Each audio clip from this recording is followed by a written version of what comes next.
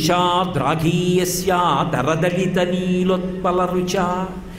విచ్చుకుని విచ్చుకోని నీలం రంగులో ఉన్న కలువ పువ్వులా ఉంటుంది ఆవిడ కన్ను. మీరు ఎప్పుడైనా చూశారో లేదో, ఒక్కొక్క పువ్వుకి ఒక్కొక్క లక్షణం ఉంటుంది. మీరు ఎప్పుడైనా ఎర్రటి పద్మాన్ని చూస్తే విచ్చుకున్న తర్వాత దాని మధ్యలో ఉండేటటువంటి ఆ పీఠం చాలా గట్టిగా ఉంటుంది. దాని మీద సూదితో గుచ్చినట్టు కన్నాలు ఉంటాయి. దాని మీద ఇలా కేసరములు నిలబడి ఉంటాయి. ఆ కేసరములు ఎలా ఉంటాయంటే, వెంకటాచలంలో నాగతీర్థం అని చెప్పి తీర్థం ఉంది. అందులో ఉన్నటువంటి ఆ ప్రతి పువ్వు కూడా పావులో ఉంటుంది. ఇలా నిలబడిన పావులా ఉండి పైన తలకాయలా ఉంటుంది. అలా ఎలా ఉంటాయో కేసరాలు అలా ఉంటాయి. వాటిని చిన్నపిల్లలు ఓదానికి ఒకటి చిక్కు పెట్టి లాక్కుంటుండి ఆడుకుంటూ ఉంటారు. అలా ఆ తలలెత్తినటువంటి పావుల చుట్టూ కేసరాలు ఉంటాయి. అంత ఎర్ర తామర పువ్వు రేకుల చివర ఎరుపు ఉంటుంది, మొదట్లో తెల్లగా ఉంటుంది. వెళ్ళే కొద్దీ తెలుపుండి మొదలుకి వెళ్ళేటప్పటికీ తెల్లగా ఉంటుంది పువ్వు.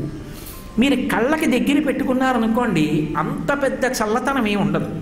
కానీ నీలం రంగులో ఉండేటటువంటి కలువ పువ్వు మీరు చూస్తే దానికి లోపలికి వెళ్ళే కొద్దీ నీటి బిందువులు ఉంటాయి.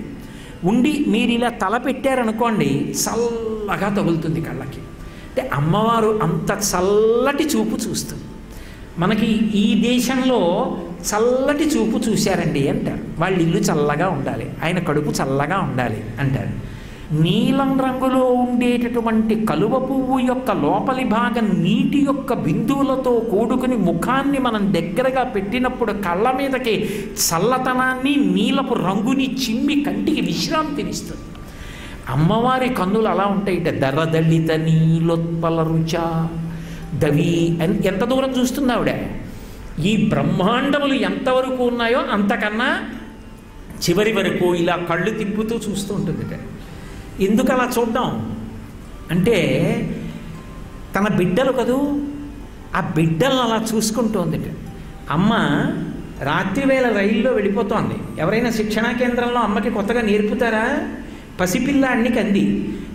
ఆ పిల్లకి పెళ్ళి అవ్వకముందు అప్పర్ బెర్త్ ఎక్కి పడుకోవడం ఇష్టం. పెళ్ళై పసిపిల్లాడు పుట్టాక నేను అప్పర్ బెర్త్ ఎక్కుతాను అంటుందా? నీకు ఇష్టం కదే పైన పడుకో అంటే, వద్దు పిల్లాడు పడిపోతాడు, నేను కింద పడుకుంటానంట. లోయర్ బెర్త్లో పడుకున్న ఏ తల్లి అయినా పిల్లవాడిని ఇటు పెట్టి తాను అటు ఆ చెక్క ఉండే వైపు పడుకోవడం మీరు చూసారా? పిల్లాడిని అటు పెట్టి తాను ఇటు పడుకుంటుంది. ఎందుకని? పడిపోతాడేమోనని. ఇంకొక రైలు ఆ పక్క నుంచి వెళ్ళిందనుకోండి, కూత కూస్తూనే పిల్లాడు ఉలిక్కి పడితే అప్రయత్నంగా నిద్దట్లో పిల్లాడి మెత్తటి పూల పొట్లం లాంటి పొట్ట మీద చెయ్యేసి దగ్గరికి లాక్కుంటుంది. లాక్కుని ఇలా ఇలా ఇలా జోకొట్టి పడుకోబెట్టేస్తుంది.